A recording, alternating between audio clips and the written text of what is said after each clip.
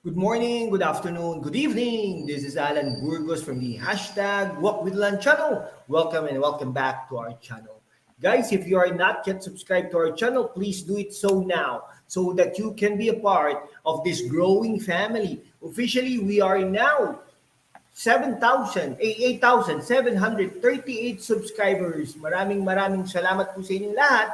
Malapit na po tayo sa 9,000 subscribers mark. Maraming salamat. I love you all. Mahal na mahal po kayo. Keep on sharing, keep on helping, and keep on subscribing. Sige, ang pag-usapan po natin today ay yung sinabi po ni Mayora Hani Lacuna, no? Na may utang daw, no? May iniwan na utang, no, si Yorme Isko Moreno, no, diyan sa Maynila, no, na bilyong-bilyong piso, no. Yan.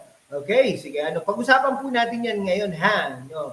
Okay, so sabi, ang daw si Yorme Isko Moreno ay may iniwang 17.8 billion pesos debt, no, according to Mayora Hani Lacuna, no. Ito, talagang sabi niya 20 years daw na mababayaran ng lungsod ng Maynila ang utang na ito na 17.8 billion pesos na iniwan dati ng administrasyon ni former Mayor Yorme Isko Moreno, sabi ni Hani Lacuna. Pero ito po si Vice Mayor, dating Vice Mayor Hani Lacuna na ngayon ay mayor ng lungsod ng Maynila ay parte ng administrasyon ni Isko Moreno noong nakaraang administrasyon. Parte siya, vice mayor siya. Siya po yung mga presiding officer na nag-approve ng mga ito, no? At pagkatapos noon, nung humalili siya bilang mayor nung tumakbo at natalo si Isko Moreno bilang presidente ng Pilipinas. Natural, ikaw na namumuno ngayon, syempre kung babayaran mo yan. Pero may napanood po tayong isang interview ni ng isang vlogger na ang sinasabi naman ni dating majority floor leader at ngayon ay congressman, no, Joel Chua ng Quiapo District, na wala naman pong utang. Hindi ko nga po maintindihan bakit po ganoon, no. Sabi pa ni Mayora Hani Lacuna, ang 2.5 billion pesos na 'yon ng parte ng utang ay binayaran na at noong 2022 inassume niya 'yon. Syempre naman ikaw na nga mayor Sino po ba? Dapat nung vice mayor ka, kinontra mo yan kung ayaw mo talaga yan. Pero hindi mo naman kinontra yan. Bakit ngayon, question mo yan at talaga para sinasabi mo na nagkamali, no, sa pag-utang si Yorme Isko Moreno, no. Now, the enormous size of Manila's debt cannot be financed with the funds that we currently have. Yan ang problema. Bakit hindi ka nagkaka-funds because of that? And di ba parang may nagsasabi din na manggagaling sa IRA. Pero ang IRA kasi guys, pag maliit ang iyong economy, no? So maliit din, no? Maliit din ang pumapasok sa IRA kasi taxes po ito no? Na bumabalik sa under local government code, na bumabalik sa local government unit. Okay? Talaga namang sinabi niya ang sinabi niya sa Harbor View, nagkaroon ng meeting ang isang organisasyon ng mga mamamahayag, no? Ito yung utang na inaano nila ngayon ay way daw to of address the immediate needs of residents, no? Especially senior citizens, now numbering 203,000. Ang dami and with disabilities and so parents totaling at least 50,000 and roughly 20,000 student beneficiaries of the City-run University Manila and Pamdalasan. Bakit nga po ganun?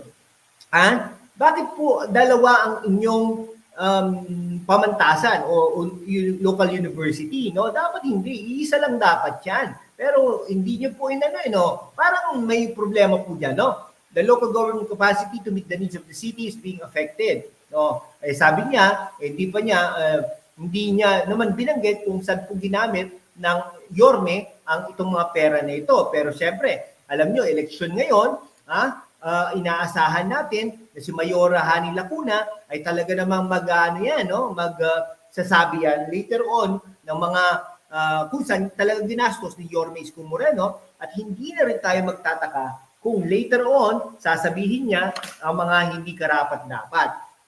Okay, ito. ang problema sa mga media rin, no, hindi, ewan ko kung bakit ganun, hindi natatanong si Yorme Isko Moreno. Pero ang mga past reports said the loans were utilized to bankroll infrastructure projects, including the expansion of the Hospital ng Maynila, construction of the Manila Skydeck, sa Manila Skydeck, construction maintenance of various health centers, and redevelopment of Manila Zoo.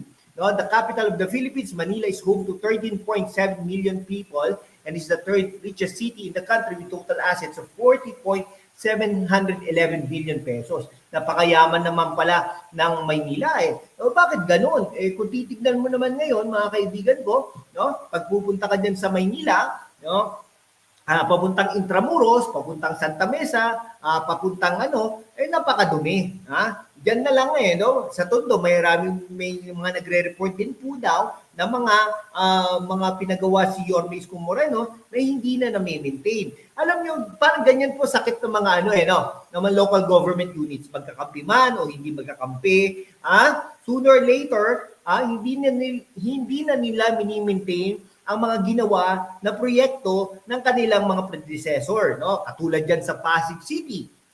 Ngayon ay unti-unti na nagigising ang mga taga Pasig City sa mga kalokohan.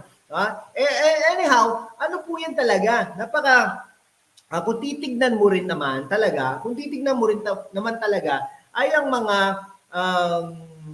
wala pong pagpapatuloy ng mga proyekto. Kaya hindi rin po natin masisisi ang mga local government units na ito ay pinamunuan nila, no? Gusto nilang ipasa sa kanilang anak, sa kanilang asawa, dahil nga naman po wala nang pagpapatuloy ng kanilang mga legasiya, no? Katulad diyan sa Pasig niya, no? Ang gaganda ng mga vision at proyekto ng mga Eusebio, no? Sabihin na natin, no?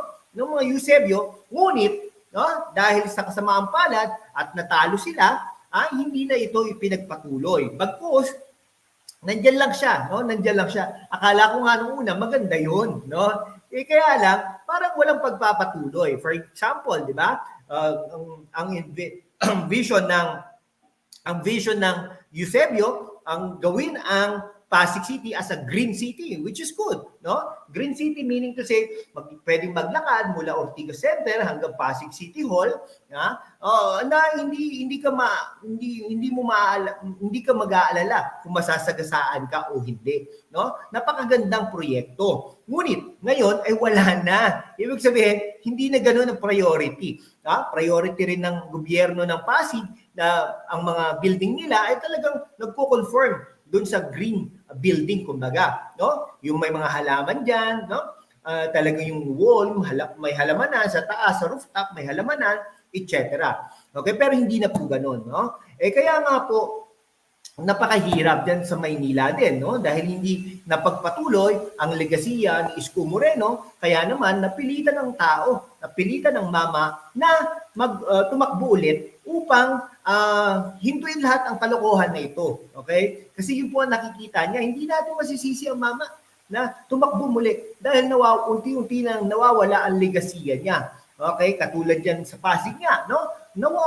Winawala na talaga, sinasadya na nawalain ang legasiya. Kasi doon sa Pasig City Hall, no? Instead of i-maintain yun, pataasin o pagandahin, pero hinayaang gumastos ng bilyong-bilyong piso upang alisin ang structure at patayuan ng bago para makita ng mga tao na ito ang legasiya ko at wala ng legasiya ng Eusebio. Okay? Ganyan din ang mangyayari sa Maynila kung hindi tatakbo si Isko Moreno. Okay? Sige, hanggang dito na lang po mga kaibigan ko, ha? Maraming salamat po sa inyong lahat.